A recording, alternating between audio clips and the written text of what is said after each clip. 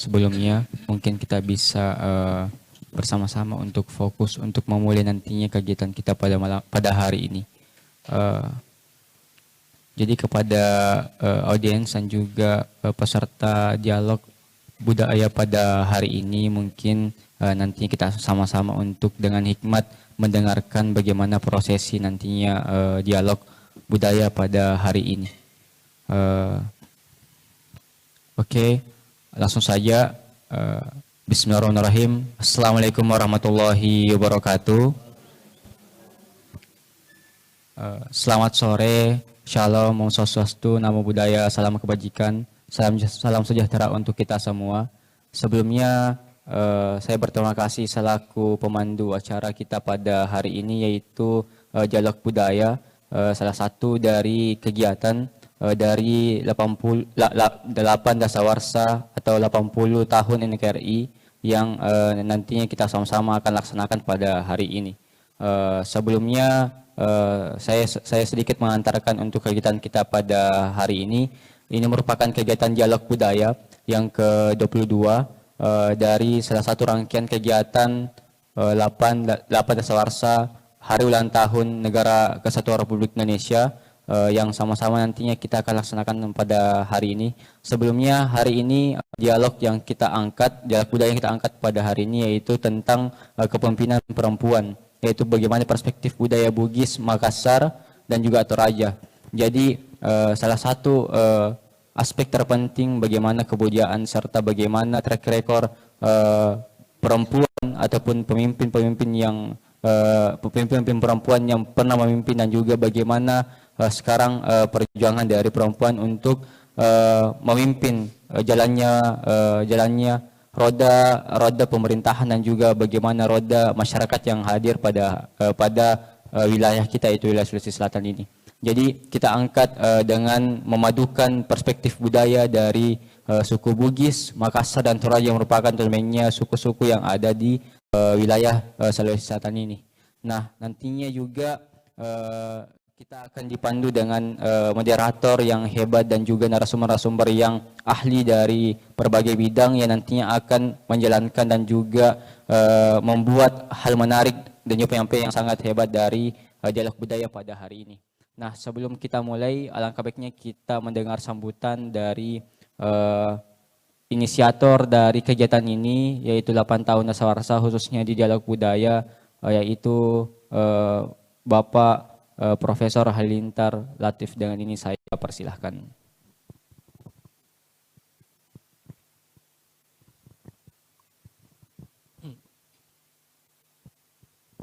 Assalamualaikum warahmatullahi wabarakatuh.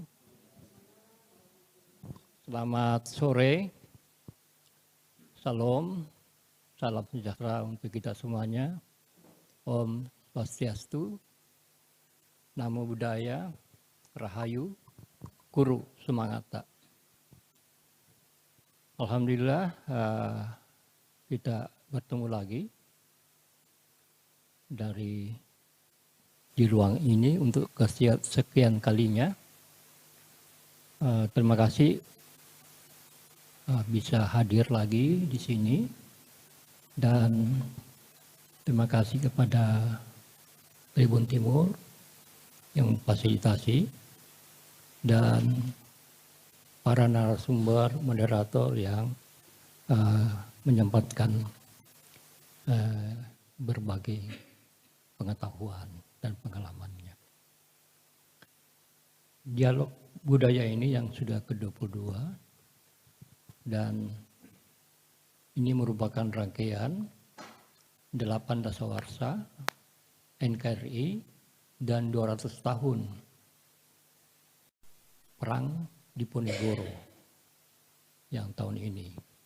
Jadi kita sudah mulai tanggal 9 Januari yang lampau, dan insya Allah nanti kita berakhir nanti 11 Desember. Ada berbagai rangkaian yang kita akan gelar.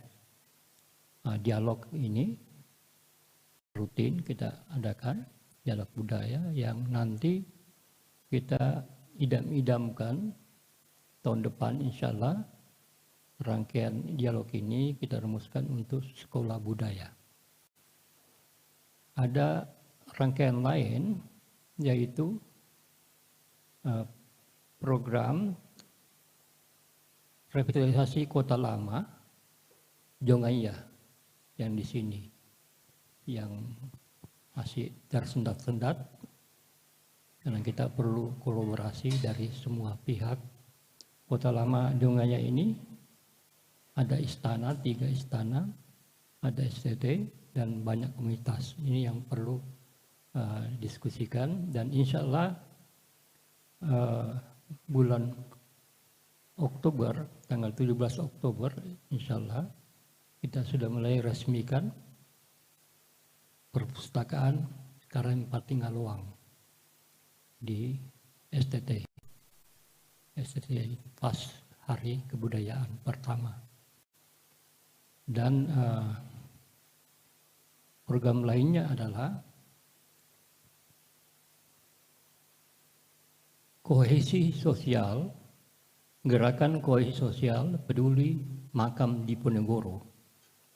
Nah, ini makam Diponegoro yang makin sempit dan makin kumuh, ini 200 tahun seakan-akan berlalu begitu saja, 200 tahun itu, dan kita cuma merayakan 1 hari, itu cuma seremoni tanpa arti.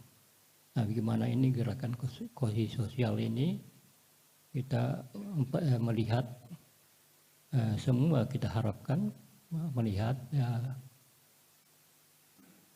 siapa saja yang lagi peduli tentang makam ini. Nah, mudah-mudahan ini nanti Oktober kita bisa launching gerakan kohesi sosial peduli makam Diponegoro yang akan berakhir nanti juga November Desember itu. Ya, selain itu mendahului itu minggu depan itu kita membuat pagelaran kejadian pemakaman ulang Robert Walter Mongisidi. Itu tanggal 6 September dari Jalan Ratulangi, SMA Nasional hingga lapangan Hasanuddin. Rekonstruksi pemakaman ulang Robert Walter Mongisidi. Itu kita harapkan bisa bersama-sama beramai-ramai jam 9, jam start jam 9, sama-sama pakaian bebas organisasi atau pakaian pejuang masa lampau. Ini supaya merasakan bahwa bukan kita memperingati, tapi kita turut membangun ingatan kolektif, terutama siswa-siswa kita, bagaimana merasakan terlibat langsung dalam peristiwa masa lampau itu, untuk membangun ketahanan budaya kita dan ketahanan nasional kita. Saya kira itu mudah-mudahan topik ini sangat sudah lama sebenarnya topik ini selalu dicuatkan ya, tentang kepemimpinan wanita. 3 bulan lalu ditunda-tunda terus karena para narasumber kita ini orang-orang sibuk semua dan berbagai kegiatan di berbagai kota juga. Nah, syukurlah hari ini kita bisa realisasikan apa dan bagaimana perspektif budaya Bugis, Makassar, dan Toraja tentang kepemimpinan wanita ini. Ya, selama ini kan kita selalu bicara gender, tapi literatur kita, referensi, orientasi kita bukan lokal. Nah, ini kita melihat tokoh-tokoh yang bicara, bagaimana semuanya dulu dan sekarang ini apa relevansinya. Saya kira itu, mari kita ikuti dialog ini. Assalamualaikum warahmatullahi wabarakatuh. Guru, semangat.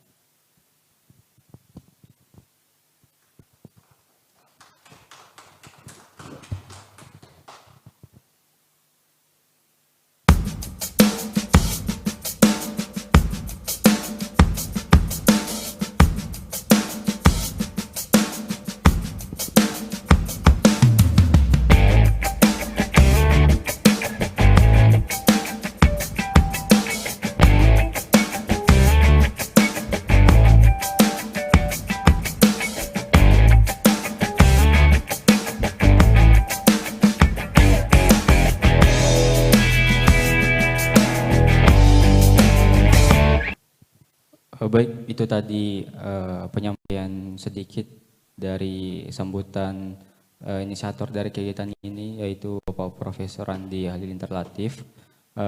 Jadi selanjutnya tanpa berpanjang-panjang lagi, mari kita sambut moderator yang akan memimpin jalannya dialog kita pada hari ini, yaitu Ibu Christine Hutubesi. Dengan ini saya persilahkan.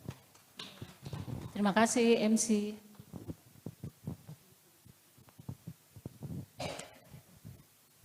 Baik, selamat sore, salam kesetaraan untuk Ibu Bapak, teman-teman sekalian. Sebagaimana yang sudah dibaca di dalam undangan, judul dari Dialog Budaya yang ke-22 ya, tidak terasa sejak Januari diinisiasi proses dialog ini, kepemimpinan perempuan dari perspektif budaya Bugis, Makassar dan Toraja. Terima kasih untuk kehadiran Ibu Bapak sekalian. Di tengah-tengah kita sudah hadir 3 narasumber kita yang sangat mumpuni dan berkapasitas dalam bidang kerja, tugas tanggung jawab mereka dan pengabdian mereka selama ini. Saya akan langsung mempersilakan ketiga narasumber untuk duduk di depan bersama-sama. Yang pertama ada Ibu Romba Hambolinggi, mohon maaf Ibu. Kemudian yang kedua Ibu Yeni Rahman, silakan Ibu. Dan yang ketiga Ibu Setiwati Yani.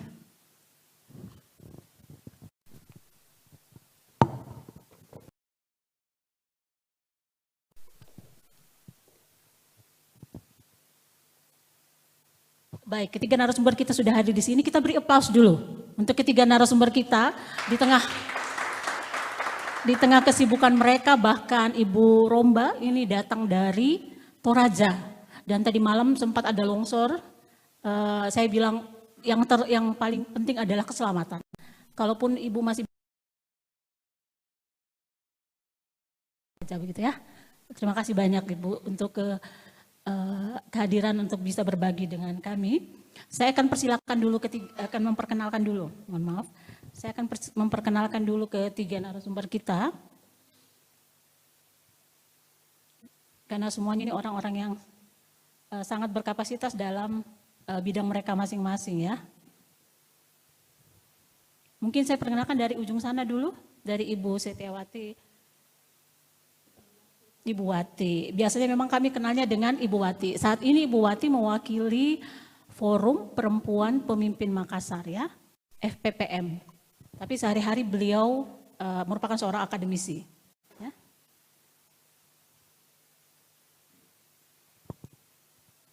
Nama lengkapnya Insinyur Setiawati Yani, ST, MT, PhD, berarti ini teknik ya Ibu. Atau biasa disapa mahasiswanya sebagai Ibu Wati, memperoleh gelar sarjana dan magister teknik melalui beasiswa TMPD dari Universitas Gadjah Mada Yogyakarta dan gelar PhD melalui beasiswa Australia Development Scholarship di bidang teknik kimia dari University of Western Australia pada tahun 2009.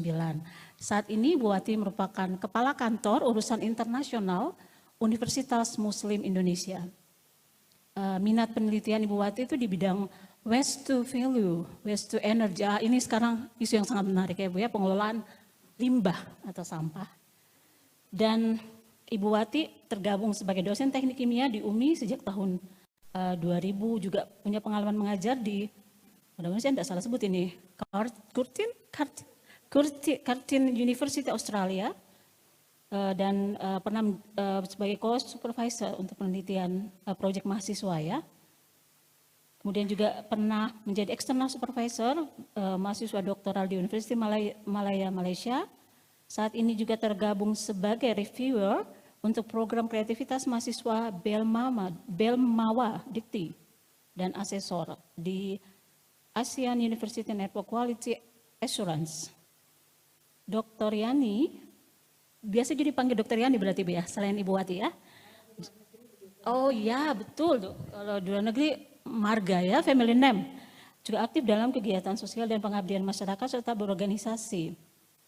Pada 2017, Ibu Wati menerima Australia Awards South Coast for Muslim Women Leaders di Deakin University Australia, dan karena itu, program itu, maka sekarang Ibu Wati menjadi sekretaris dari Forum Perempuan Pemimpin Makassar. Forum ini diinisiasi oleh para alumni dari South Coast itu ya, Muslim Women Leaders di Deakin University. Dan Ibu Wati juga aktif di Persatuan Insinyur Indonesia dan Ketua Wilayah Sulawesi Maluku Papua. Baik, ini panjang sekali CV-nya ya, dengan apa ya, sebagai akademisi maupun juga pengabdian di masyarakat. Kemudian yang kedua saya akan perkenalkan Ibu Romba. Maaf ini. Oke, Ibu Romba Marano Sombolinggi. Lahir di Tanah Toraja pastinya, dan juga aktif di Aman Toraja, ya, Aman Toraja, Aliansi Masyarakat Adat Indonesia Nusantara, Nusantara untuk khususnya untuk Toraja. Ibu sudah bergabung di sana dari tahun 99 ya, kelihatannya di dalam daftar ini, berarti sudah lebih dari 25 tahun, bukan lagi, hampir 30 tahun ya.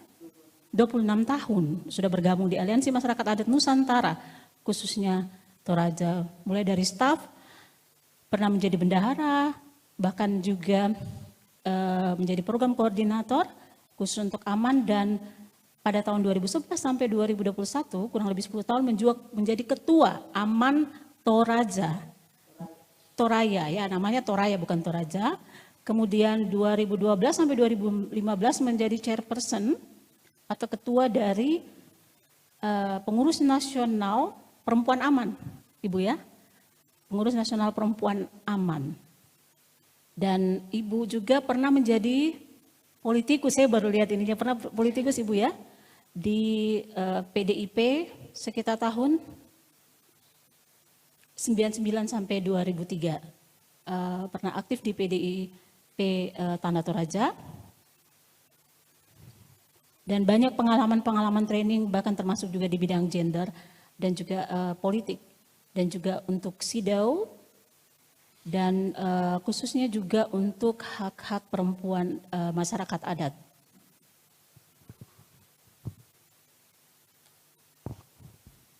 Baik, saya akan perkenalkan yang ketiga, Ibu Yeni Rahman. Sebenarnya saat ini Bu Yeni mewakili Kaukus Perempuan Parlemen Provinsi Sulawesi Selatan, DPRD Sulawesi Selatan, Ibu Yeni ya. Ibu Yeni saat ini ada di Komisi E, DPRD Provinsi Sulsel. Ibu Yeni, saya lihat di latar belakangnya ini sangat aktif di pekerjaan di bidang pendidikan.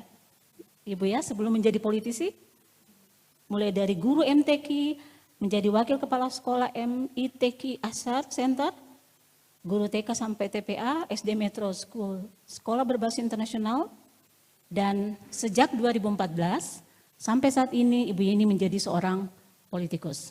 Awalnya DPRD Kota Makassar, dan ini DPRD Kota Makassar Ibu ya? provinsi ya. Jadi tahun ini mulai menjadi provinsi. Ya. Periode ini ya. Sebelumnya di level kota Makassar.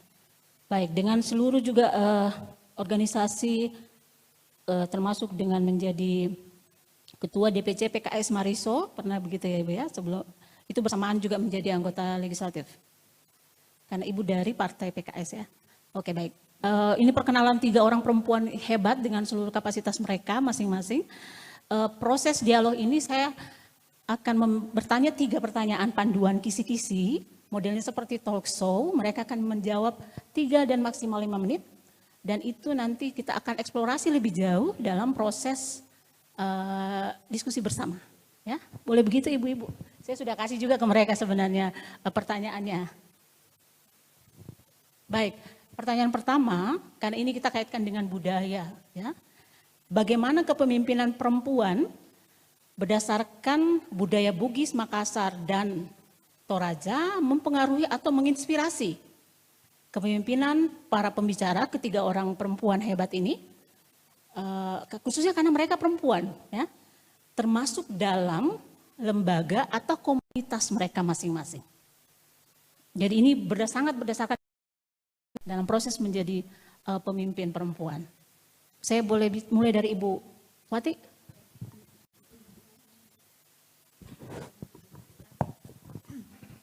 Maksimal 5 menit Ibu ya.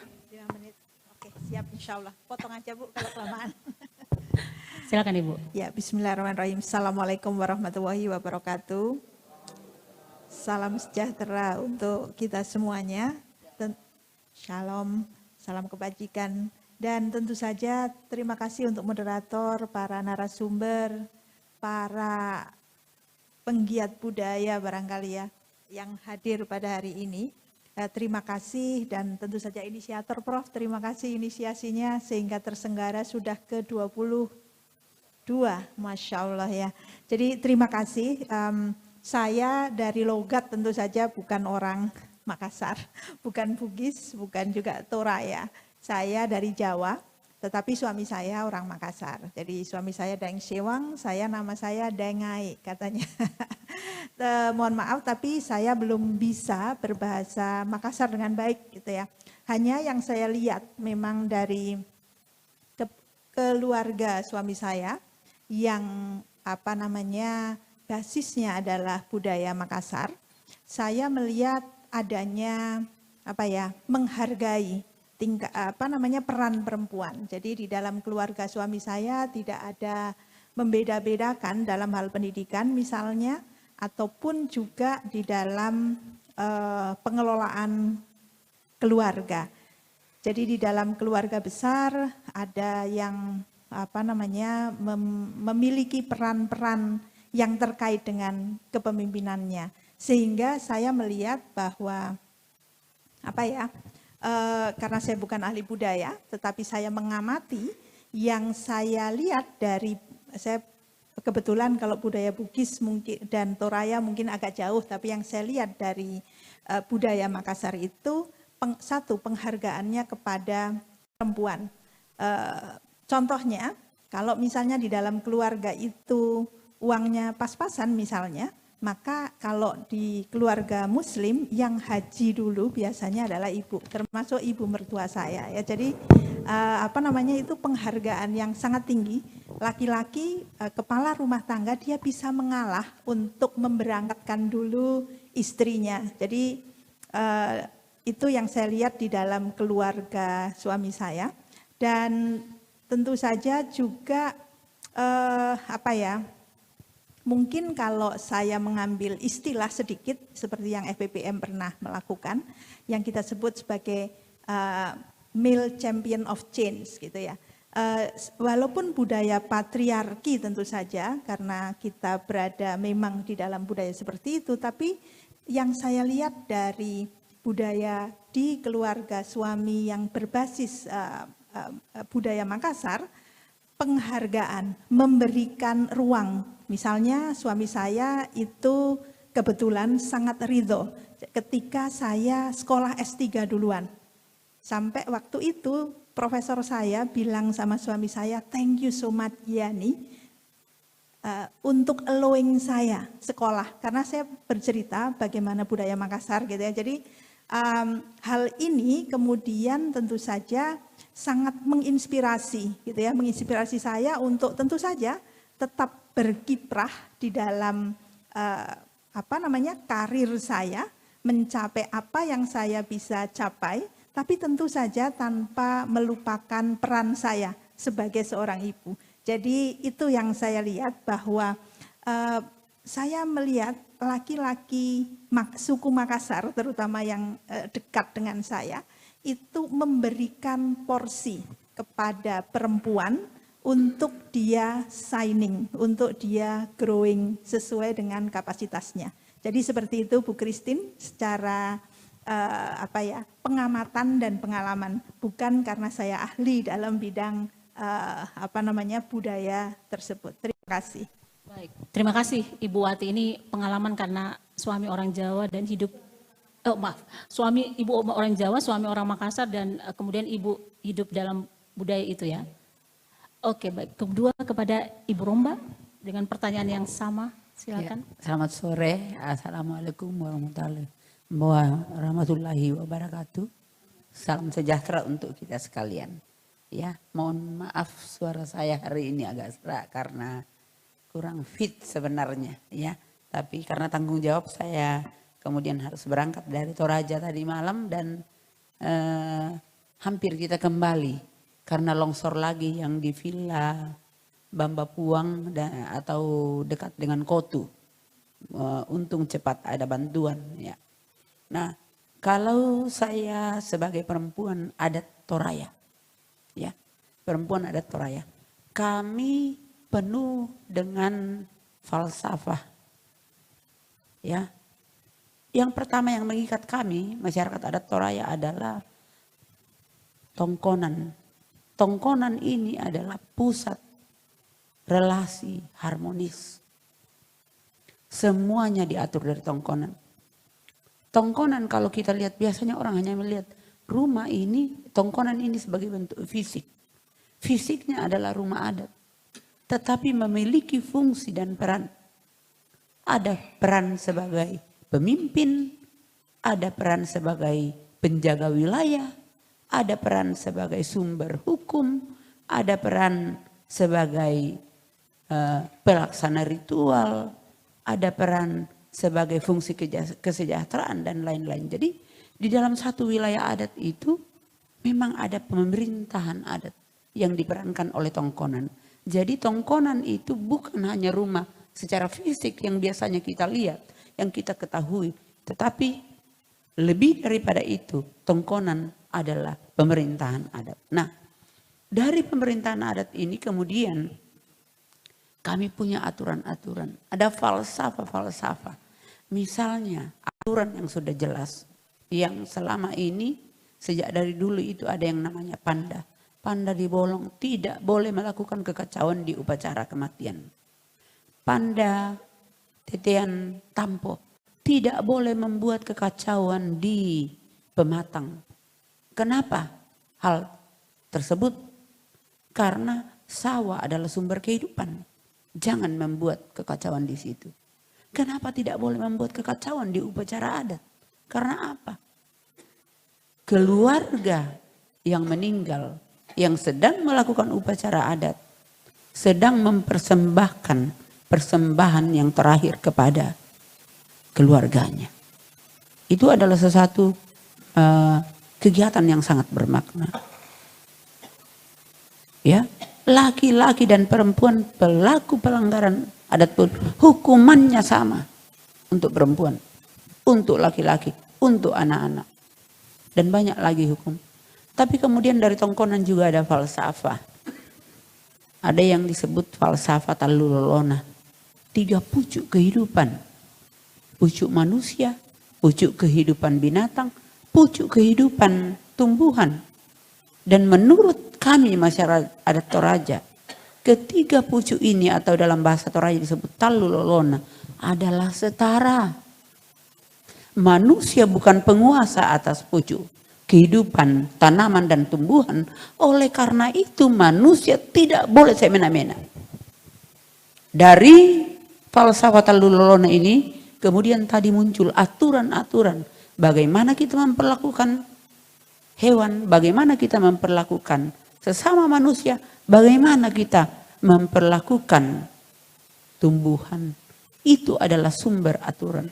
Kemudian tadi saya mengatakan bahwa tongkonan adalah pusat pemerintahan adat. Nah, kita bicara soal perempuan. Ya. Kriteria pemimpin masyarakat adat Toraja itu ada juga disebut talubaka. Ya. Kina, bijaksana, pintar, manarang, barani, sugi, kaya. Tapi bukan hanya kaya secara finansial. Tetapi betulkah dia dapat bijaksana, dia berani bertindak, dia pintar dalam memimpin rakyatnya dan menyelesaikan semua persoalan yang dialami oleh warga masyarakat adat. Kalau kemudian sudah tidak memiliki satu kriteria ini, misalnya si A berkasus dengan si B, yang si A adalah keluarganya, kemudian dia mulai miring-miring untuk mendukung keluarganya dalam pengambilan keputusan, maka pasti dia mulai membuat tanda titik di dagunya untuk dinilai oleh orang bahwa dia bukanlah pemimpin yang bijaksana, dia bukan pemimpin yang berani, dia bukan pemimpin yang semuanya. Dia mulai ternoda. Nah, oleh karena itu berat untuk menjadi pemimpin. Nah, kami bersyukur sebagai perempuan Toraja. Ya, kami diberi ruang yang sebesar-besarnya. Pemimpin adat Toraja banyak yang perempuan. Pemangku adat banyak yang perempuan. Kalau kita bicara soal misalnya di wilayah saya di Rantai Bua, saya berasal dari beberapa wilayah adat. Saya orang Talu Lembang, Sangala Makalemen Kendek, saya orang Nanggal, saya orang Madandan, saya orang Kesu, Buntau, terlalu banyak kampung saya, ya. Dan kebetulan saat ini saya adalah pemangku adat di kampung saya, yang salah satunya itu Rantai Bua. Jabatan saya adalah anak Patalo. Anak Patalo Penang. Kita boleh lihat. Kalau anak Patalo dulu-dulu itu yang di jabatan ini diwariskan oleh leluhur saya. Pastinya kita tahu bahwa anak Patalo itu adalah pemberani. Yang menjaga kampungnya dari serangan-serangan. Karena kan mungkin kita pernah dengar bahwa di Toraja dulu ada juga perang-perang antar kampung untuk memperebutkan banyak hal. Dan kenapa? Perempuan dipercayakan untuk itu. Saya sebagai anak Patalo diputuskan dalam musyawarah keluarga. Kemudian diumumkan kepada orang banyak, khususnya warga ini.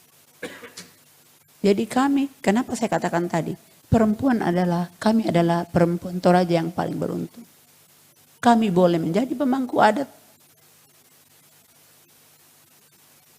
Kami menerima warisan. Kalau dulu disebut mak talang, pengorbanan saat orang tua. Bisa saja mungkin perempuan ekonominya lemah.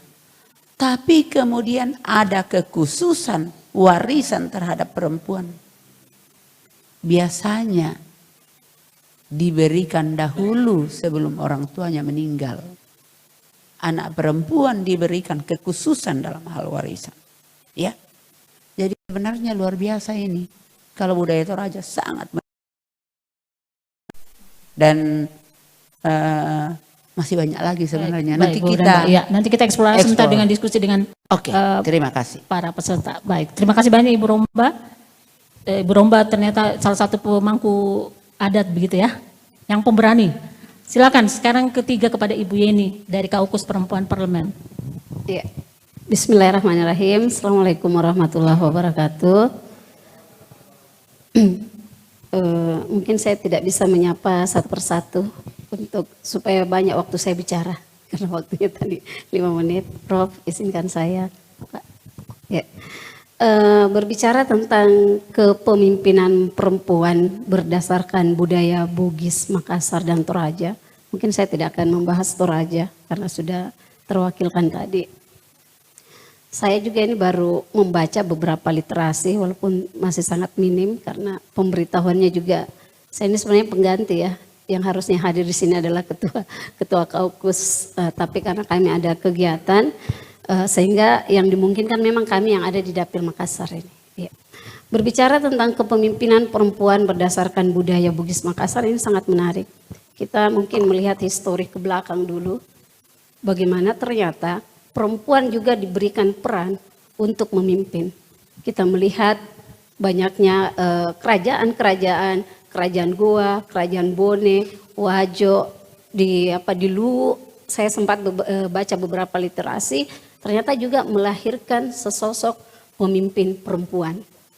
Cuman menjadi pertanyaan saya yang ini juga pastinya saya akan gali lagi lebih jauh adalah sosok pemimpin perempuan yang hadir di semua kerajaan ini karena darah keturunan raja gitu. Kita belum banyak familiar ya, belum banyak terkenal. Mungkin ada cuman belum terekspos karena kita melihat seperti Opu Deng Srisaju itu karena latar belakang beliau adalah seorang ningrat atau punya latar belakang memang seorang bangsawan. Kita mengenal Ifatima yang anaknya dari Sultan Hasanuddin karena bapaknya adalah raja. Kita belum melihat bagaimana publik kalau kita bicara kondisi sekarang yang dulu hanya menempatkan sosok pemimpin perempuan itu karena bergaris keturunan Tumanurung. Itu bahasa sederhananya. Tetapi pastinya ini juga akan menjadi inspirasi. Pasti menjadi inspirasi bagi kami sebagai perempuan yang masa kini sehingga hal-hal yang kita ketahui kepemimpinan ini yang perlu kita pelajari. Yang kita tahu bersama bahwa kepemimpinan perempuan ketika menjadi raja menurut saya itu hanya sebatas normatif gitu. Kita ini ingin melihat sebagai perempuan ya yang ingin menginspirasi apa hal-hal yang khusus yang bisa kita ambil lagi lebih dalam. Secara keberanian oke, kita percaya keberanian, kebijaksanaan dan lain sebagainya itu menjadi salah satu inspirasi buat kami. Dan saya kembali kepada saya, kalau tadi sudah bercerita, saya dari keluarga yang biasa-biasa saja dan ibu saya, saya tidak tahu ya apakah itu doktrin atau seperti apa. Ketika saya kecil, ibu selalu menyampaikan laki-laki itu harus sekolah tinggi gitu. Karena saya memang anak ke-15 dan 15 bersaudara, ibu memang kelahiran 27 jadi ya saya maklumi seperti itu. Jadi kami dianggap yang laki-laki itu harus sekolahnya tinggi. Karena dia akan menjadi sosok pemimpin. Perempuan cukup di rumah gitu. Ini yang menjadi bekal kami, ya tidak apa-apa kami mendengar saja gitu. Dan selanjutnya tetapi yang membuat motivasi di dalam diri saya, kadang-kadang ibu juga menyampaikan bahwa kami itu orang biasa, kami memang bukan berdarah biru, tetapi menurut ibu bahwa kakek-kakek kami dahulu itu adalah tetua adat. Nah, itu barangkali yang menginspirasi saya, keren juga. Ternyata tentunya darah-darah tetua adat. Walaupun itu bukan yang harusnya menjadi sesuatu yang wah, tetapi bisa menginspirasi bahwa ada semangat di dalam untuk berkarya. Gitu. Jadi saya dibesarkan dalam kultur bahwa sosok perempuan itu harus memiliki beberapa keterampilan. Itu yang saya membekali diri. Minimal perempuan itu harus menjahit. Pokoknya urusan domestik kami harus tahu gitu. Nanti mungkin berjalan waktu saya menemukan titik balik saya ketika saya kuliah, saya selalu paling tidak bagus nilainya. Kalau saya begini, saya tidak bisa jadi apa-apa. Saya harus ubah mindset saya sendiri gitu. Saya harus punya karya sehingga saya bisa berbuat baik di masyarakat. Akhirnya saya masuk organisasi. Nah, jadi di organisasi lah sehingga saya ditempa bahwa perempuan juga bisa berkiprah di masyarakat, tetapi tidak boleh melupakan daripada kodrat-kodratnya dan tetap memiliki adab ketika interaksi dengan orang-orang yang ada di sekitar kita. Barangkali sebagai pengantar itu. Baik, terima kasih. Ibu Yeni merujuk malah ya ke histori bahwa sebenarnya masa-masa kerajaan perempuan itu juga ada yang jadi pemimpin. Tapi itulah, karena mereka juga perempuan kelas 1 gitu ya. Sedangkan kita sekarang hidup sudah bukan di zaman kerajaan, perempuan juga harus bertarung dengan sesama perempuan dan juga bahkan dengan laki-laki untuk menjadi pemimpin. Misalnya kayak Ibu Yeni menjadi politikus ya. Berat sebenarnya, saya sadar perjuangan kalau politikus perempuan itu seperti apa. Dan Ibu Yeni juga berefleksi bahwa sebenarnya dulu di dalam keluarga cenderung agak mengutamakan laki-laki. Tapi juga tetap memberi inspirasi bahwa ada pemimpin dalam keluarga dan sebaiknya ikut terinspirasi dari kepemimpinan itu. Oke, baik. Sekarang kita lanjut ke pertanyaan kedua, walaupun tadi juga Ibu Yeni sebenarnya sudah sedikit mengangkat khususnya soal tantangan. Pertanyaan yang kedua itu, apa tantangan dalam kepemimpinan perempuan yang selama ini dialami oleh para pembicara kita, khususnya tantangan itu misalnya datang dari budaya, gitu ya. Apa tantangannya dalam proses mereka ini kemudian menjadi pemimpin di masyarakat dalam bidang lembaga dan pengabdian mereka masing-masing. Silakan, iya Ibu Wati. Terima kasih. Ini pertanyaannya perlu direnungkan dengan baik gitu ya. Secara umum kalau saya sendiri secara pribadi ya untuk mengembangkan diri, saya melihat kepemimpinan itu tidak harus menjadi kepala dan seterusnya ya, tapi kapasitas diri saya untuk memiliki leadership skill. Mungkin karena saya kebetulan dibesarkan di dalam, walaupun budaya Jawa, tetapi ibu saya memang ibu saya guru, jadi beliau yang sangat ditekankan justru kalau anak perempuan harus sekolah gitu. Kenapa? Karena itu tadi ya. Jadi ibu saya merasa dirinya juga harus sekolah untuk bisa memiliki kapasitas yang beliau inginkan. Nah, jadi kalau secara adat, secara budaya, saya tantangan yang saya hadapi barangkali agak berbeda begitu ya. Saya tidak menghadapi tantangan di dalam pengembangan karir saya. Walaupun tentu saja memang kebetulan saya saat ini menjadi ketua Forum Perempuan Insinyur Persatuan Insinyur Indonesia. Di dalam dunia keinsinyuran tentu saja kalau kita ke sana sedikit memang budayanya sangat men dominated profession gitu ya. Tetapi tentu saja secara pribadi kita bisa terus untuk mengembangkan diri. Demikian juga dengan kalau kita melihat dari perspektif adat seperti yang saya sampaikan tadi. Bu Yeni sudah pinpoint ya, kalau dari sejarah di Bugis Makassar ada raja perempuan, ada juga ahli pendidikan gitu ya. Saya lupa namanya tapi di Bulukumba kalau nggak salah. Itu ada yang bisa membuka sekolah dan seterusnya. Jadi mengepalai suatu sekolah dan seterusnya. Seperti yang saya sampaikan tadi bahwa di dalam terutama ini yang saya lihat di dalam komunitas kecil saya dengan background adat Makassar gitu ya, kerelaan saya lihat, kerelaan saya tidak tahu apakah tidak boleh menggeneralisir gitu ya, tapi kerelaan para lelaki untuk mengizinkan perempuan untuk mengembangkan dirinya sehingga memiliki kapasitas kepemimpinan itu terdukung dengan suasana budaya di Makassar. Jadi seperti misalnya barangkali kalau kebetulan saya dari UMI gitu ya, UMI Universitas Muslim Indonesia. Kebetulan kami pernah memiliki rektor perempuan, kemudian juga saat ini ketua yayasan kami juga perempuan ya, Prof. Masrurah. Sehingga walaupun tentu saja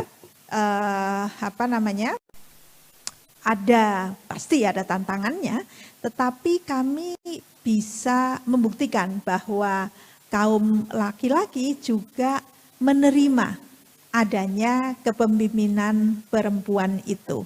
Apakah itu karena unsur seperti apa, itu tentu saja perlu menjadi pembelajaran untuk kita gitu ya. Perlu menjadi studi yang mungkin cukup menarik, tapi secara lebih umum saya melihat itu tadi di komunitas Bugis Makassar Sulawesi Selatan ini kita memang memiliki banyak sekali male champion of change, para lelaki yang mendukung kepemimpinan perempuan dalam berbagai aspek.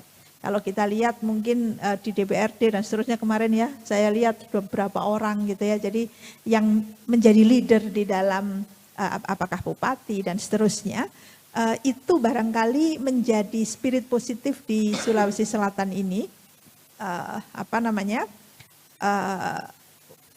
Mungkin gitu ya, kebetulan saya penggemar buku gitu ya, buku kuno ataupun buku sekarang juga. Kalau kita membaca berbagai cerita, terutama mungkin kalau settingnya itu tahun 1950-an lah ya. Di Indonesia ibu saya itu menjadi guru sejak tahun 50 sekian gitu ya. Tapi dari cerita yang pernah saya baca di Amerika itu, orang laki-laki kalau dipegang dokter itu kan nggak mau ya, dokternya perempuan. Nah, tapi di Indonesia, saya kalau konteksnya lebih luas lagi Indonesia atau Makassar, kita bisa melihat para profesional yang sudah mencapai leadership capacity yang cukup tinggi, itu ternyata banyak juga dari kaum perempuan. Sehingga saya melihat kondisi yang bagus, kondisi yang kondusif sebenarnya, dukungan dari masyarakat, society secara umum mengenai penerimaan saya tidak mau mengatakan kesetaraan, tapi penerimaan untuk perempuan juga mencapai kapasitas kepemimpinan yang ada. Saya rasa begitu, Bu Christine. Ibu Wati, ya. Jadi memang sebenarnya ada tantangan, tapi menurut Wati sebenarnya itu sudah cukup teratasi dengan situasi kondisi masyarakat seperti ini. Baik, Ibu Romba silakan. Ya. Terima kasih. Kalau kita bicara biasanya tantangan ya. Tantangan pasti kalau perempuan tuh stereotip ya. Selalu diskriminasi, kurangnya dukungan jaringan dan keluarga dan lain-lain. Tapi saya mau bicara dulu pada diri kita, pemimpin perempuan. Nah, yang pertama biasanya kita sudah dipilih jadi pemimpin, tapi kesadaran kita tidak ada. Dan yang terutama biasanya yang saya lihat adalah pendelegasian wewenang. Misalnya gitu Raja, ada persoalan. Kemudian saya mendelegasikan wewenang saya kepada orang-orang terdekat saya. Jangan bicara tantangannya. Pergilah Pak, pergilah saudaraku, apa yang kamu bicarakan itulah yang sesuai dengan saya. Itu yang banyak terjadi. Jadi yang pertama adalah ya memang harus kesadaran kita atas tanggung jawab kita. Kita sudah terpilih jadi pemimpin, kok masih terus-terus mendelegasikan wewenangnya kepada orang lain. Orang-orang terdekat kita. Itu yang banyak sekali terjadi tantangan. Dan memang ya adalah kalau saya yang utama adalah internal dulu. Kita harus clear dengan diri kita. Hubungan kita harus clear dengan terutama suami. Karena biasanya Sekarang teman kita perempuan masih bicara yang lain-lain orang lain. Tapi kemudian suami kita mendukung. Pasti kita bisa lewati semuanya. Tapi kalau orang yang di samping kita, suami kita, partner kita, kemudian janganlah ini sudah malam, kamu jalan nanti orang akan bilang apa. Atau begini saja, jangan terlalu bicara nanti ya, banyak bicara nanti ya. Kamu akan semakin kelihatan tidak tahunya kalau semakin kamu bicara, diam saja. Nah, apa yang terjadi kalau pola relasi kita sudah tidak beres? Nah, oleh karena itu memang yang pertama, karena kita bicara, saya tadi ditanya soal tantangan, maka ya pertama, bereskan urusan dengan dirimu dulu. Bereskan urusan dengan dirimu, termasuk dengan lingkungan terdekatmu. Kalau sudah clear, pola relasi kita clear, maka tentunya kita bisa melangkah dengan baik. Akan ada dukungan. Kenapa saya bicara begini? Saya mengalami ini. Ya. Dengan almarhum suami saya biasanya kalau karena terlalu banyak ini, Pak, hari ini saya mau bicara soal ini. Tapi pasti biasanya dia bilang, apa materimu? Berinlah. Saya kirimkan materi saya di WhatsApp, dia bilang, jangan begitu. Tapi kemudian dia pandu saya.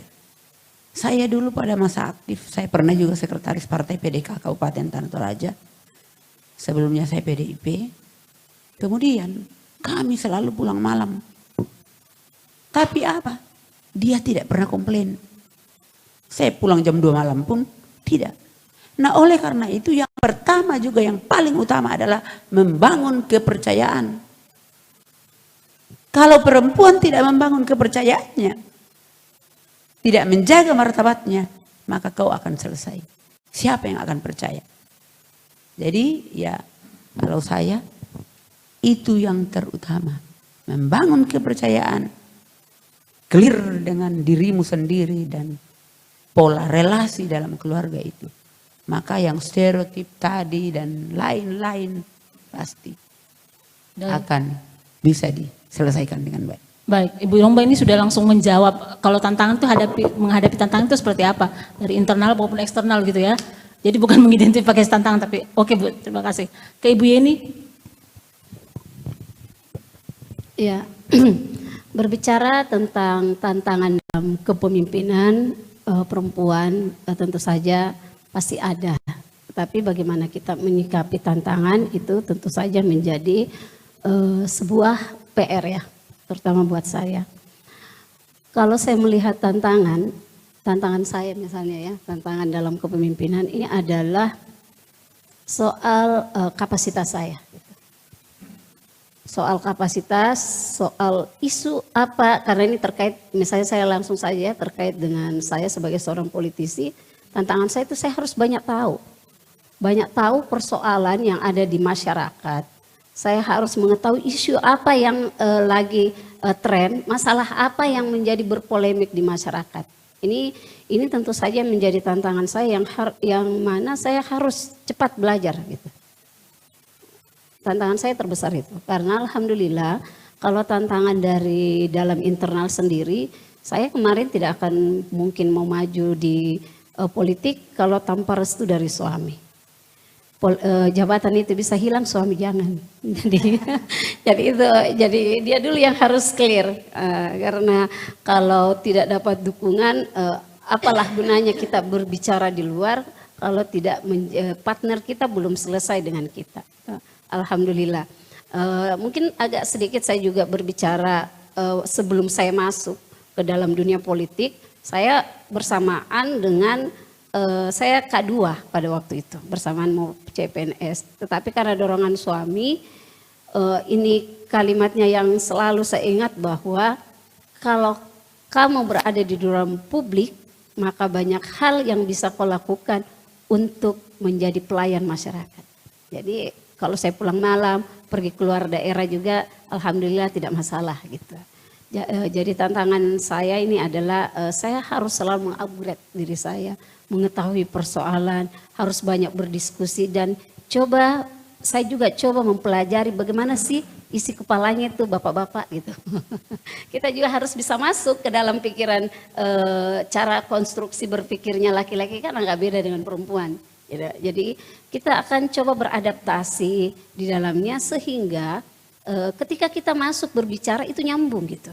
Dan saya alhamdulillah di politik selama 10 tahun lebih ini, ketika ada pembicaraan itu kita dilibatkan. Kenapa kita bisa dilibatkan? Mungkin karena mereka sudah menganggap kita sudah nyambung. Nah, jadi tantangan itu sebenarnya ya kita harus bisa beradaptasi dengan lingkungan, bisa membaca pola pikir mereka dan mereka bisa membaca kita sehingga kita bisa menjadi partner mereka dalam berpikir. Gitu. Dan alhamdulillah tantangan saya terkait pelibatan saya, alhamdulillah itu tidak masalah. Tantangan saya terberat adalah saya harus mampu selalu memperbaiki kapasitas saya. Baik, terima kasih Ibu Yeni. Sebenarnya hampir sama dengan Ibu Romba tadi itu ya. Jadi mulai dari internal perempuan sendiri sebagai pemimpin, dan kemudian hubungan dengan partner, dengan suami itu penting sekali untuk saling menjaga kepercayaan sebagai pemimpin. Sebenarnya saya ada pertanyaan ketiga, tapi saya lihat waktunya ini sudah menunjukkan 17.25. Pertanyaan ketiga saya sebenarnya nanti bisa juga langsung ibu-ibu jawab bersamaan dengan dari diskusi dengan teman-teman. Bagaimana kepemimpinan perempuan yang bisa mempengaruhi perubahan sistem, kebijakan dan program, khususnya bagi keadilan dan kesetaraan gender, peningkatan kesejahteraan perempuan, anak dan kelompok rentan lainnya. Karena mereka pemimpin perempuan dan sangat strategis, posisi-posisi mereka juga sehingga menurut saya mereka harus bisa mengadres isu keadilan dan kesetaraan gender dalam posisi mereka, apalagi misalnya seperti Ibu Yeni ya, itu di parlemen ya.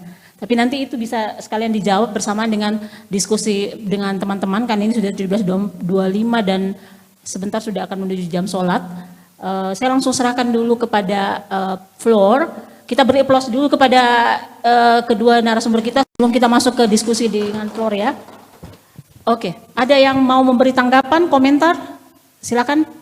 1 orang dari sebelah sini, 2 dari sebelah kanan. Ada? Dari sini? Di sini sudah 2, mungkin 1 sebelah sini? Tidak ada? Yuk, oke. Ya, saya minta tolong teman bisa 1 mikrofonnya di sebelah sini? Karena tadi ada 3 mikrofon ya. Oh ini. Oh ya, minta tolong Pak. Sebut nama dia, ya. Kalau bisa poinnya maksimal 2-3 menit untuk. Oke, terima Silakan. kasih para pemimpin perempuan yang ada. Saya Dian Lestari dari Magister Gender S2 Hasanuddin. Saya akan wisuda September ini. Tesis saya berjudul memang peran-peran budaya Bugis Makassar terhadap penghentian kekerasan seksual sebenarnya. Jadi budaya-budaya seperti Sipaka Tahu, Sipaka Lebi, Sipaka Inga, menurut temuan saya itu bisa digunakan sebagai kontrol sosial, meniadakan kekerasan berbasis gender. Pertanyaan saya, dari tadi kita menyebutkan bahwa ada budaya Makassar yang meninggikan perempuan, Haji duluan, budaya Toraja yang menunjuk ketua adat perempuan, dan raja-raja yang walaupun memang mereka anak raja tapi mereka memimpin, bahkan Weten Riwaru itu melawan Belanda, dan Opu Dengri Saju juga sempat disiksa Belanda. Itu ada power di situ, ada kekuatan bahwa perempuan itu tidak hanya dalam peran domestik saja. Namun bagaimana pendapat ibu-ibu sekalian dengan kontradiksi dengan bagaimana pemerintah mengaplikasikan ini, utamanya dalam perjalanan hidup bangsa Indonesia. Karena contoh selama Orde Baru atau sekarang saya juga tidak tahu, perempuan itu ditempatkan di ibu-ibu PKK misalnya, yang lomba-lombanya itu hanya memasak atau mungkin menjahit. Padahal peran dari Weten Riwaru itu dulu dia memimpin perang melawan Belanda. Sambil bisu mendoakan di belakang dan dia melawan itu sebagai raja dari Bone, raja perempuan. Dan putri dari Sultan Hasanuddin tentunya juga memiliki banyak pengetahuan. Sehingga peran mereka itu tidak di domestik saja. Ada peran advisory, dan Chonli Pujie sebagai penulis Nagaligo juga menunjukkan peran akademis dia. Jadi peran perempuan itu ada di peran dari powerful juga, ada di peran politik, ada peran advisory, dan ada juga peran akademis. Tapi dalam konsep pemerintahan yang menggunakan konsep Kartini mungkin yang ditekankan itu adalah ibu-ibu PKK lomba masak. Nah, bagaimana pendapat ibu-ibu sekalian terhadap kontradiksi ini dengan negara memperlakukan perempuan gitu yang masih mengaminkan budaya patriarki bahwa perempuan itu adalah di peran domestik saja karena mereka itu dirayakan dengan lomba-lomba memasak gitu, melupakan bagaimana peran-peran Coli Puji, Wetan Triwaru dan raja-raja perempuan lain yang sangat megah memimpin pasukan begitu. Terima kasih. Baik, terima kasih Dian. Silakan Pak. Terima kasih. Nama saya Anwar Nasarudin. Jadi memang membicarakan tentang perempuan itu, kepemimpinan perempuan itu memang menarik. Kalau kita memang melihat dari perspektif sejarah, seperti yang disampaikan Ibu pembicara tadi, bahwa di masa kerajaan itu kepemimpinan perempuan itu memang sangat terbatas. Seperti yang disebutkan Ibu tadi, seperti dari Lubu itu Bobo dan Risaju, kemudian dari Bone, Weming Ratu kalau saya tidak salah itu ada juga raja dari Bone, kemudian dari Goa, anaknya Sultan Hasanuddin yang disebutkan tadi Ibu. Jadi saya lihat memang kepemimpinan perempuan itu dipengaruhi oleh lingkungan pada masa lalu. Jadi mereka itu terpengaruh oleh kehidupan lingkungan sekitar. Namun setelah perkembangan situasi seperti masa sekarang ini, saya melihat bahwa memang dengan kemajuan ada kebebasan di kalangan perempuan sehingga perempuan juga sekarang semakin bersaing dengan lelaki. Hanya yang jadi ada teman yang menitipkan pertanyaan, dia mengatakan mengapa kalau kita berbicara tentang perempuan itu para lelaki selalu senyum-senyum Bu. Ah itu, saya tidak tahu ini. Jadi begitu itu di kepala laki-laki itu Bu, biasa kalau berbicara tentang wanita, biasa senyum-senyum itu. Saya tidak tahu juga ini.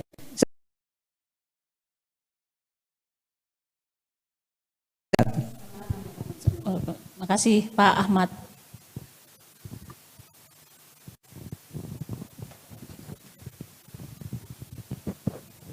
Ya, terima kasih atas sharing yang sangat menginspirasi dari ketiga pemimpin perempuan.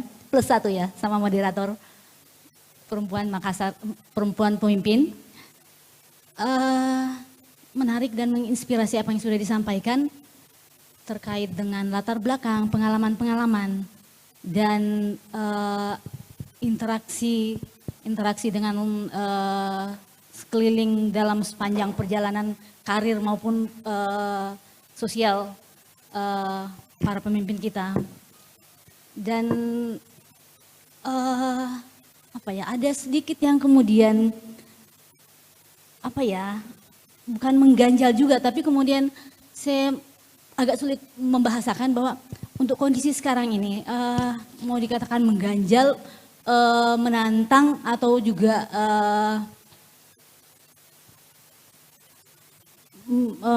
menyemangati terkait dengan kondisi sekarang di mana zaman sudah sangat berubah. Dalam kaitan dengan budaya-budaya pun juga ruang-ruang untuk eksplorasi budaya itu sudah sangat sempit. Dan itu malah tergantikan dengan ruang-ruang eksplorasi teknologi dan terutama dalam kaitan sekarang teknologi dan AI. Saya kira tantangan kita, mohon maaf kalau ini sangat jauh ini, tapi itu fakta yang kita hadapi saat ini dan saya kira akan perubahan akan semakin cepat ke depannya. Dalam kaitan posisi perempuan sebagai pemimpin, di mana perempuan berproses seperti yang disampaikan Ibu Somba tadi, mohon maaf Ibu Romba, terkait dengan membangun kepercayaan. Dan di situ bahwa standar ganda sering perempuan ditempatkan pada standar ganda di situ. Ketika berhadapan dengan teknologi dan arus informasi yang begitu cepat, bagaimana perempuan harus menempatkan diri di situ? Segala macam stigma diberikan kepada perempuan. Dan kemudian juga dengan artificial intelligence yang begitu dalam hitungan detik itu bisa berubah dan menggeser semua ruang dan siklus-siklus proses interaksi sosial kita saat ini. Itu mungkin yang menjadi kegamangan saya. Terima kasih. Baik, terima kasih kepada tiga penanya atau penanggap proses ini. Mudah-mudahan sudah dicatat juga oleh ketiga narasumber kita dan bisa langsung dijawab apa yang menjadi pertanyaan atau komentar dari ketiga narasumber. Sekalipun dari Pak Ahmad sebenarnya kesannya apakah perempuan ketika topik mengenai perempuan menurut laki-laki itu sebenarnya bukan pembicaraan yang penting sehingga senyum. Apakah itu karena bernada joke, humor, tapi sebenarnya itu kesannya juga sedikit menihilkan atau menyingkirkan perempuan dari pembahasan sehingga apapun yang perempuan gelisahkan atau menurut mereka sesuatu yang perlu menjadi pembicaraan itu dianggap sesuatu yang tidak penting. Itu bisa saja ya sehingga apakah yang di masyarakat kepada perempuan. Saya langsung serahkan kepada ketiga pembicara kita, Ibu Wati. Terima kasih untuk pertanyaan ada 3 dari Bu Dian, kemudian Pak Ahmad dan Bu Yohana. Ya, sangat mendalam sebenarnya ketiganya ya dan sekali lagi perlu refleksi yang dalam apalagi Bu Dian ya sedang mengambil S2 gender ya. Anak saya kebetulan S1 tetapi minor peminatannya adalah gender study ya jadi ngambil minor. Kenapa ngambil gender study sebenarnya diskusinya panjang juga dengan saya gitu ya. Saya kadang-kadang melihat begini Bu. Berbagai lomba yang seperti domestikasi gitu ya, domestifikasi perempuan, mungkin kita perlu juga menyikapi hal tersebut sebagai bagian dari celebrating bahwa perempuan itu bisa berperan ganda. Kalau saya akan melihat hal tersebut lebih ke arah light. Jadi, tetapi tentu saja kita juga perlu melihat hal ini secara lebih serius bahwa perempuan itu tidak hanya terkungkung di dalam domestifikasi tersebut. Tetapi ketika kemudian pada suatu saat ada perlombaan dan seterusnya yang arahnya adalah ke peran domestik tadi, marilah kita berbahagia bahwa itu adalah celebrating something. Mungkin saya share sedikit. Di dalam keluarga suami saya itu, yang laki-laki justru semuanya bisa hal-hal domestik. Menjahit suami saya bisa, jadi kalau baju kancing saya hilang pun suami saya bisa menjahit gitu ya. Menjahit kemudian segala hal terkait itu. Saya sangat mengapresiasi sebenarnya ibu mertua saya, beliau ibu rumah tangga gitu ya, tapi bapak mertua saya itu sangat mengencourage anak laki-lakinya untuk bisa semuanya juga melakukan kegiatan-kegiatan dan alhamdulillah itu juga kami share juga ke anak saya ya. Jadi anak saya laki-laki bisa masak, mencuci baju dan seterusnya itu juga bukan suatu hal yang ada gendernya gitu. Jadi mencuci itu ya bukan kewajiban seorang perempuan dan seterusnya. Jadi kembali sekali lagi saya rasa ini juga menjadi tanggung jawab kita semua untuk mulai peran yang paling kecil di segala bidang, segala rumah dan seterusnya sampai ke ketika kita berada di dalam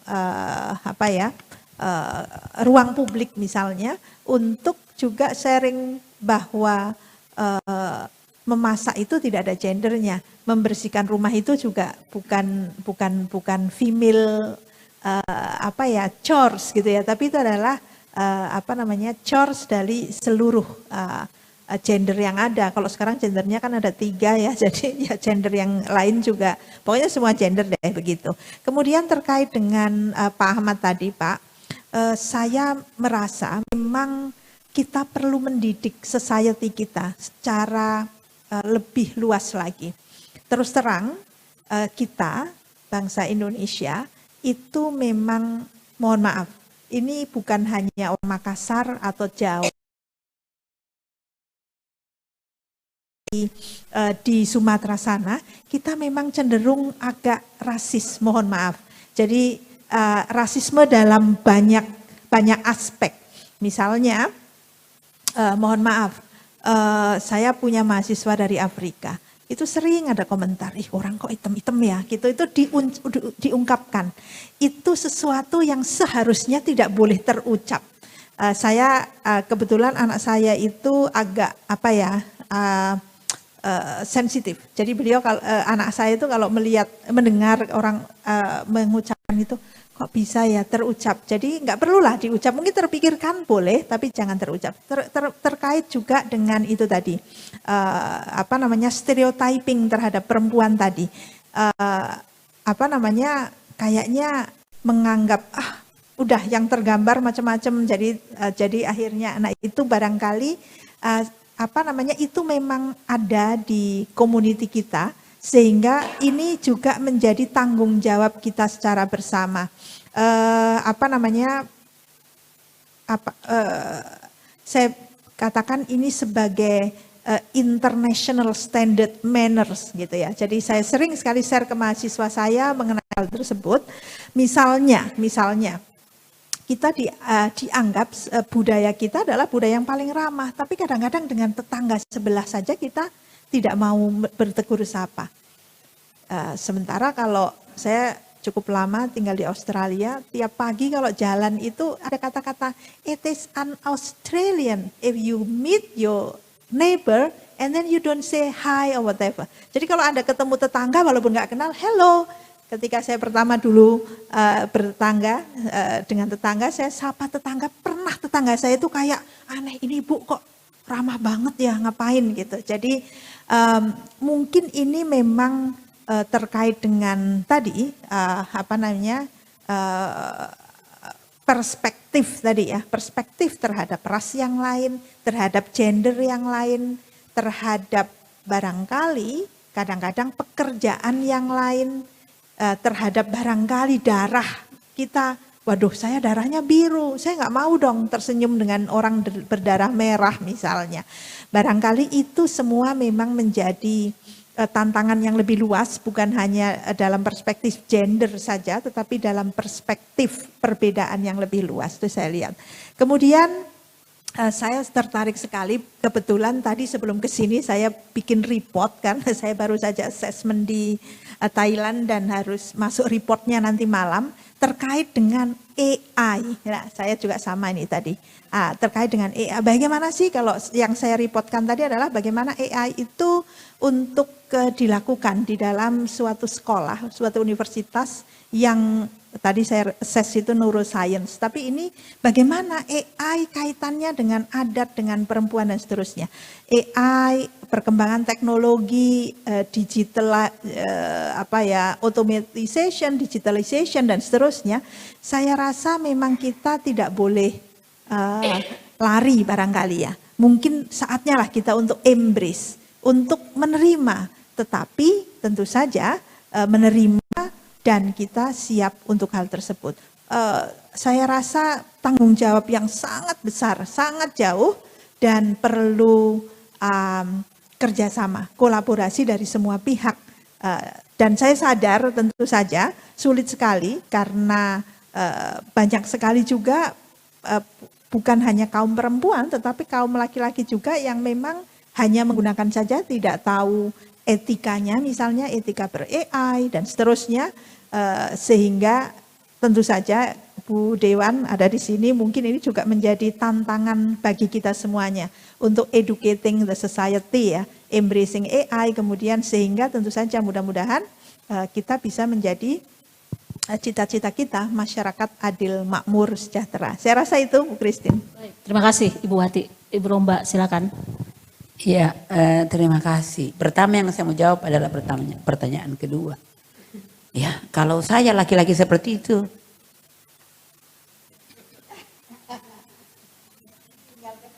tinggalkan. Dia apapun yang dilakukan, dia tidak akan pernah berpikiran positif tentang semua hal. Abaikan orang-orang seperti itu. Ya. Kalau kita masih terus memikirkan sekitar kita, kita bukan berarti tidak berpijak pada bumi. Tapi kalau misalnya, kalau saya menganggap remeh hal-hal seperti itu. Nggak usah digubris orang-orang seperti itu. Ya, kita akan habis tenaga. Padahal tantangan kita sebagai perempuan itu luar biasa. Jadi nggak usah. Nah, ada Ibu Dewan di sini. Tentunya tadi saya dengar bagaimana kebijakan yang berpihak pada perempuan. Apakah perempuan-perempuan di parlemen, ya, mohon maaf Ibu, sudah sadar akan ini? Jangan-jangan perempuan justru lebih berpikiran yang maskulin. Ya. Berapa persen perempuan di parlemen? Dulu kami mengawal masa-masa itu. Kami mengawal bagaimana perempuan duduk di KPU. Bagaimana perempuan menjadi caleg. Bagaimana perempuan untuk duduk. Tapi setelah itu saya sendiri yang terakhir. Kemudian menyadari pemilu ini baru-baru. Waduh, ternyata tidak lagi seperti aturan yang dulu. Pengarus utama gender dulu masih istilahnya. Ternyata hanya persyaratan saat ini. Di Toraja Utara ada 5 komisioner dan tidak ada satupun perempuan. Saya baru terkaget-kaget di akhir. Oh ternyata ya begini. Karena sudah lama saya tinggalkan perjuangan itu. Saya lebih fokus mengurus masyarakat adat. Tapi di Aman sendiri ya, saya jawab dulu. Di Aman itu Aliansi Masyarakat Adat Nusantara ada strukturnya. Pengurus harian dan ada dewannya. Dewan daerah, dewan wilayah, dewan nasional. Harus 1 perempuan, 1 laki-laki. Tidak boleh siapapun itu dari manapun. Kalau misalnya ada yang mengutus 2, ditangguhkan dulu dan segera harus menyesuaikan 1 perempuan, 1 laki-laki. Di setiap kegiatan harus ada partisipasi. 30% perempuan, 30% pemuda. Dan selebihnya adalah diisi oleh siapapun itu. Anggaran juga begitu. Itu kalau di Amannya. Nah, tadi saya lanjut sedikit yang soal pemimpin. Ya sekarang ini kalau kita bicara soal pemimpin dan perempuan, kita bicara soal keadilan gender misalnya. Kita akan bicara soal penganggaran, program dan penganggaran. Nah itu tadi saya bilang, ada Ibu Dewan di samping kita. Apakah betul sudah penganggarannya sudah berpihak ke perempuan? Dari organisasi lain, dari sumber-sumber manapun boleh. Mungkin akan banyak. Tapi yang utama yang kita lihat di negeri ini adalah tentunya dari pemerintah. Nah, apakah penganggaran sudah berpihak ke perempuan? Itu. Kemudian ya yang termasuk tadi lomba masak dan ini. Loh, ini kan acaranya acara biasanya yang dilaksanakan oleh pemerintah. Kenapa harus seperti itu? Dan kita mau saja perempuan. Begitu lomba senam dengan celana ketat dan lain-lain, pakai aksesoris budaya. Kalau di Toraja saya biasanya komentar, jangan pakai aksesoris budaya. Karena apa? Sangat tidak pantas, tidak elok. Dalam olahraga itu kemudian menggunakan itu karena pakaian adat digunakan pada tempat yang semestinya. Saya biasanya keras saat itu, ya. Tapi kan kita biasanya tadi Ibu bilang itu kan selebrasi saja. Kita boleh menerima, kita boleh memaknainya sebagai itu. Tetapi apakah yang membuat program ini juga beranggapan seperti itu? Itu yang sangat penting kalau saya. Nah saat ini juga misalnya kita bicara soal perspektif budaya dalam pembangunan. Kami sebenarnya di Toraja itu banyak sekali tekan terhadap itu. Misalnya dari program pembangunan. Ya. Kearifan lokal masyarakat adat terkait pengelolaan misalnya pangan atau tumbuhan-tumbuhan yang seharusnya yang dimasukkan, yang diprogramkan itu adalah yang bukan pangan lokal, yang bukan tumbuhan lokal, yang dianggap unggul di tempat lain, diperkirakan akan unggul di Toraja, dan itulah yang kemudian dimasukkan oleh program pemerintah. Dan yang paling parah lagi, gimana masyarakat mau bisa bersaing? Karena kemudian misalnya bibit harus sertifikasi. Betulkah orang-orang kampung ini yang membibit pangan lokalnya, tanaman lokalnya juga bisa disertifikasi? Artinya apa? Kan perusahaan yang akan menang untuk sertifikasi. Gimana caranya? Mau pembangunan berbasis budaya, baru bibit, baru program terkait pangan lokal dan tanaman lokal saja sudah. Tidak. Nah, sekarang yang ada yang kita lihat itu adalah misalnya di SD, SMP, SMA bahasa sudah mulai masuk sebagai tapi itu bagian dari muatan lokal. Bukan mata pelajaran.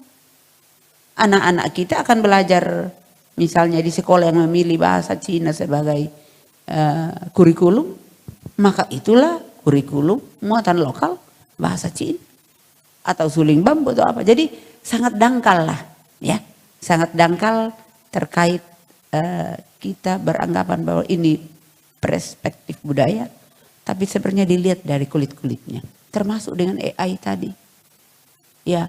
Perempuan-perempuan pemimpin ya harus siap menghadapi ini. Nah, oleh karena itu bagaimana pemerintah dan organisasi-organisasi yang bergerak di bidang itu untuk menyiapkan kita sebenarnya.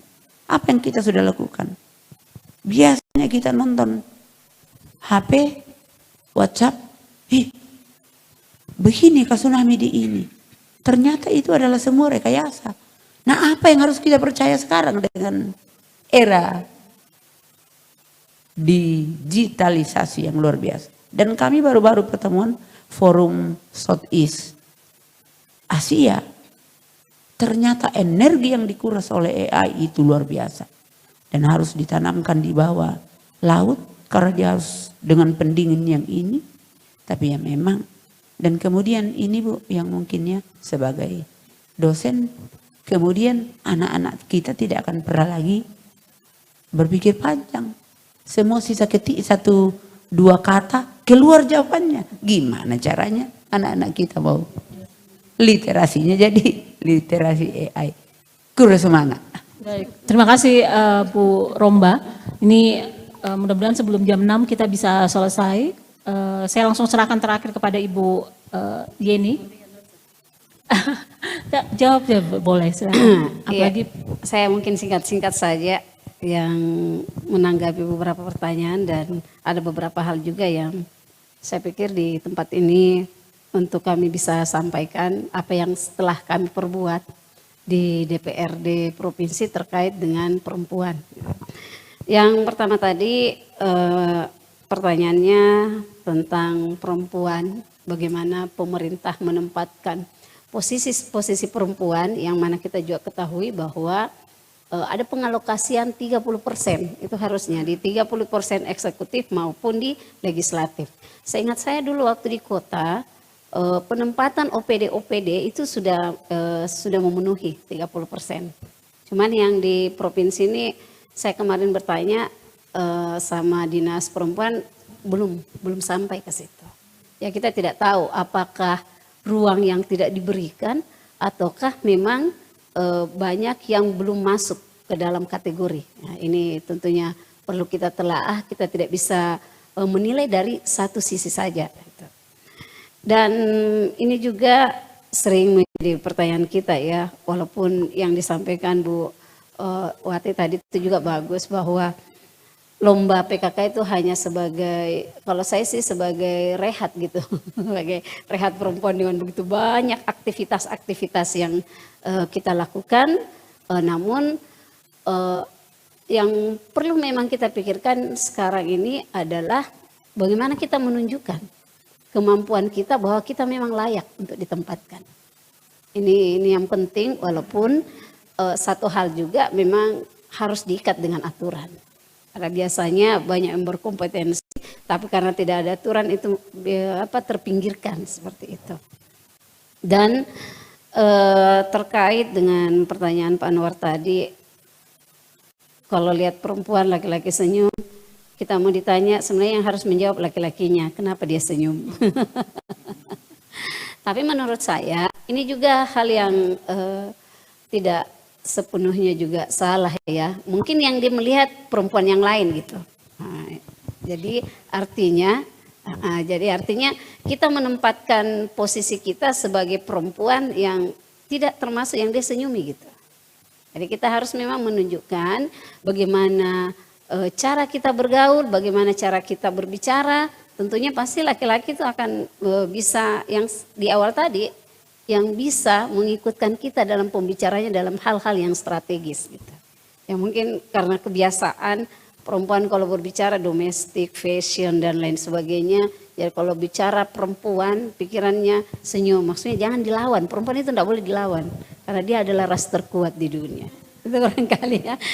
Karena perempuan itu apapun yang dia bilang itu dia tidak pernah, satu kelebihan perempuan ya menurut saya adalah dia tidak pernah kehabisan kata untuk menimpali apapun yang laki-laki lakukan. Dan ini menjadi salah satu kekuatan saya di DPRD, saya bicara saja. Ya terserah, suka atau tidak suka saya berbicara, tetapi tentu saja kita akan berusaha membingkai diri kita ketika berbicara betul-betul yang punya power, yang punya kualitas seperti itu. Jadi kita tidak asal bicara, tetapi kekuatan perempuan di politik menurut saya ini cukup harus diperhitungkan. Pertama kekuatan bicara, karena DPRD itu harus bicara gitu. Yang kedua adalah ketelitian. Itu di dalam Ranperda, rancangan peraturan daerah, kadang-kadang banyak itu sudah capek. Kalau setengah jam masih semangat. Kalau mau sudah 1 jam keluar masuk. Bisa 2-3 jam lari-lari gitu. Kalau perempuan itu konsisten gitu ya. Jadi pilihlah perempuan. Kita konsisten, kita senang gitu. Bukan karena tekanan, tapi karena kita senang gitu. Ketelitian perempuan. Dan yang ketiga memang adalah konsisten. Perempuan itu konsisten. Dia tidak bisa dipengaruhi kalau tidak masuk di alam pikirannya. Jadi kita itu agak susah kalau dipengaruhi. Bu Yeni harus ngomong, Bu Yeni tidak boleh ngomong. Kita tidak punya.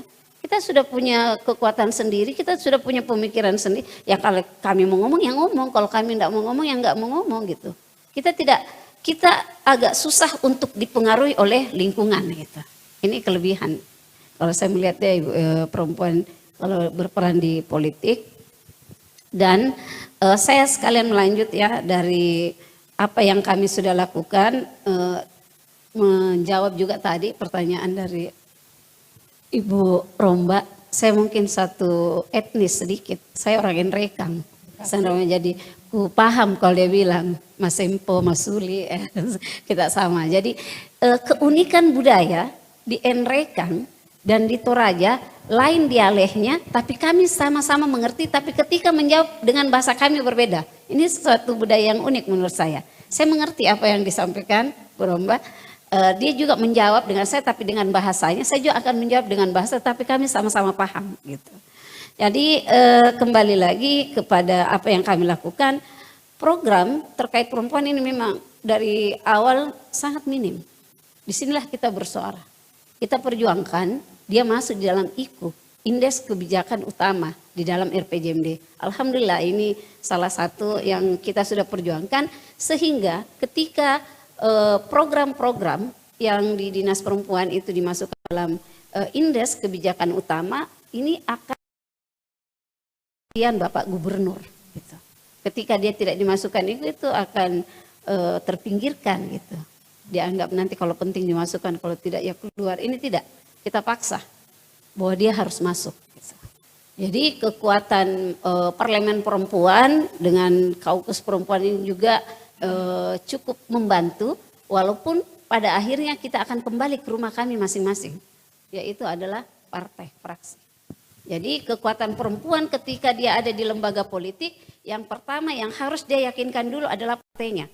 Sehingga ketika dia berbicara, dia tidak dianggap untuk menyalahi aturan dari partai itu. Nah, dan yang kedua, ya itu tadi yang dari awal selalu saya sampaikan, kita harus kuat narasi. Kita harus kuat membaca, kita harus kuat memahami situasi. Jadi kita melalui pendekatan siapa yang punya power yang kita dekati, bahwa apa yang kita inginkan perempuan harus ada. Gambaran kecil yang kami sampaikan kepada bapak-bapak bahwa ketika program perempuan itu banyak, sebenarnya yang diuntungkan dan dibahagiakan adalah bapak-bapak. Karena istrinya bagian dari perempuan gitu. Jadi akhirnya dia terima. Tidak bisa alasan. Dan yang kedua, saya selalu memantik di dalam rapat kerja di komisi bahwa paling banyak bersuara adalah perempuan. Dan yang paling banyak tim ses adalah perempuan. Jadi harusnya pemimpin, apakah wali kota atau gubernur, harus memperhatikan perempuan. Karena persoalan kita dimulai daripada keluarga, maka solusinya harus juga dimulai dengan keluarga. Dan yang paling memahami adalah para perempuan. Kalau perempuan itu dikasih bahagia pasti juga bapak-bapaknya. Gitu. Jadi itu yang kita coba dekati bapak-bapak, jadi masih di akalnya. Oh iya, jadi rasional. Jangan Pak. Kita tidak dengan, kalau kita mungkin agak sedikit kurang ya, saya akui. Kalau masalah soal infrastruktur mungkin bisa, tapi itu butuh waktu. Nah, jadi kami mengatakan silakan berpikir tentang infrastruktur, tapi ada hal yang juga kita harus pikirkan soal perempuan dan anak. Ini tidak bisa tawar-menawar karena ini murahnya ada di dalam keluarga.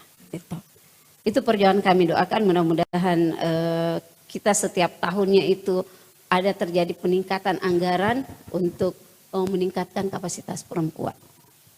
Dan yang terakhir terkait eksplorasi budaya dengan teknologi yang ada. Berbicara budaya, selain berbicara kepemimpinan ya, yang ditinjau dari budaya, nilai-nilai budaya memang ini semakin menurun. Kalau saya melihat, saya tuh suka sekali budaya walaupun saya tidak pakar budaya. Saya melihat satu sisi pernikahan. Pernikahan ini sudah mengalami penurunan. Begitu sakralnya ketika orang dilamar, keluarga perempuan, laki-laki pun itu tidak bagus sih kalau saya bilang haram datang. Tidak pernah dilihat calon mempelai laki-laki. Sekarang dengan gamblangnya berbicara bagaimana proses pertemuannya tanpa rasa, ya saya tidak bagus bilang begitu, terlalu kasar saya bilang. Ya, ini harusnya kita sebagai seorang perempuan, seorang ibu, jangan kita yang mau diatur IO, kita yang atur dia. Saya nggak mau, IO-nya mau, yang punya acara kita, yang bayar kita, kenapa mesti kita ikuti maunya? Itu yang menyebabkan saya sedih gitu. Kesakralan sebuah lamaran itu harusnya tertunduk malu seorang wanita dengan rasa malu, ini tidak dipampang seperti sudah menikah. Padahal ini baru lamaran ini. Ini terjadi tergerus ini saya selalu berbicara di setiap tempat, kembalikanlah budaya kita. Budaya kita keren loh saya bilang, kalau bicara bahasa kekiniannya, ini bagus. Berbicaralah seorang laki-laki, saya pertama kali bertemu ini baru disorak-sorak ya, itu menurut saya keluar dari budaya gitu. Nah, ini baru satu sisi pernikahan. Yang kedua terkait bahasa. Saya sering dipanggil sama teman-teman Bali Bahasa. Yang memang menjadi tantangan kita adalah bahasa daerah juga. Mudah-mudahan ramperdanya juga yang nanti kami akan susun. Tanggung jawab saya kebetulan juga di Bapemperda. Ini insya Allah kami akan ramu sehingga nantinya bahasa daerah itu menjadi bahasa yang diminati anak muda. Saya melihat di Instagram itu menarik. Sudah ada konten-konten sederhana yang kalau di Makassar, kalau capek apa bahasanya? Itu kan bahasa-bahasa sederhana yang bisa memantik menjadi sesuatu yang menarik. Itu perlu pengembangan dan inovasi saja menurut saya. Dan terkait dengan AI, ini juga paling bahaya. Apalagi kami di dunia politik yang tepuk tangan di DPRD, apakah betul situasinya dia tepuk tangan ketika naiknya gaji? Ini juga kan masih perlu penelusuran lebih lanjut. Bukan berarti saya mau membela ya, tidak seperti itu. Kita harus melihat dari beberapa sisi gitu. Dan ini juga betul tadi yang sampaikan Bu Wati, ini kami memberikan edukasi kepada perempuan tidak mudah percaya dan tidak usah menggunakan aplikasi. Dengan kita menggunakan aplikasi ini, menurut pemahaman sederhana saya, data kita itu sebenarnya sudah diambil. Ini harusnya Ibu pahami. Sedikit-sedikit ada yang modelnya dikasih masuk kata jadi kelihatan cantik, padahal tanpa kita sadari data kita itu sudah diambil. Gitu. Jadi menggunakan aplikasi-aplikasi yang tidak jelas, kita akan memberikan edukasi itu tidak perlulah gitu. Kita cukup menampilkan kita dengan apa adanya. Validasi menurut saya itu adalah validasi tertinggi, adalah validasi dari Sang Pencipta. Kalau validasi manusia itu ada batasnya gitu. Jadi doakan kami Bu Romba sama Bu Wati, kami bisa mewakili perempuan untuk berjuang, karena sesungguhnya ketika perempuan bahagia akan bahagialah bapak-bapak dan laki-lakinya, dan akan terciptalah suasana keluarga yang sangat bahagia, sehingga kita akan meminimalisir persoalan-persoalan yang akan terjadi di masyarakat. Wallahu a'lam bishawab. Baik, terima kasih banyak Ibu Yeni. Kita beri aplaus sekali lagi untuk ketiga narasumber kita, ketiga pembicara kita yang sudah berbagi dengan kita ya, bahwa ternyata kepemimpinan perempuan ini yang terinspirasi dari budaya, yang kita evaluasi lah, budaya kadang-kadang bisa mendiskriminasi, stigma, tetapi juga ternyata berdasarkan pengalaman ketiga narasumber kita, dari budaya itu juga mereka mendapatkan filosofi hidup, mereka diberi ruang, ada nilai-nilai keberanian, kebijaksanaan, dan ada penghargaan juga. Tetapi memang bagaimana perempuan juga meningkatkan kapasitas diri mereka sendiri, termasuk kepercayaan diri, menjaga kepercayaan dengan pasangan, sehingga juga bisa menjadi pemimpin dalam tugas, karya, karir mereka, sehingga juga bisa mengabdi di masyarakat, begitu ya. Terima kasih kepada tiga narasumber kita dan kepada semua partisipan, kepada para penanggap. Terima kasih boleh merespon pembicaraan kita hari ini, kepemimpinan perempuan dari perspektif budaya Bugis Makassar Toraja.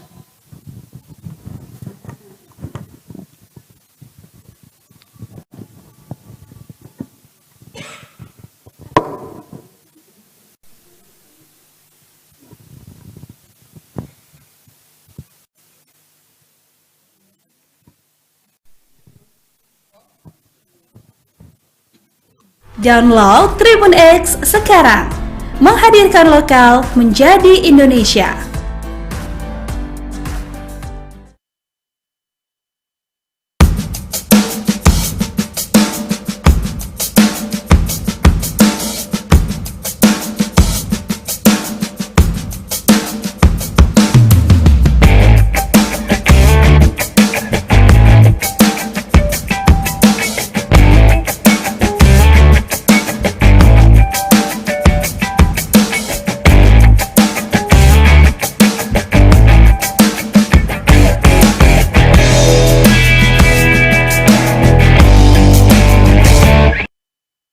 Download Tribun X sekarang, menghadirkan lokal menjadi Indonesia.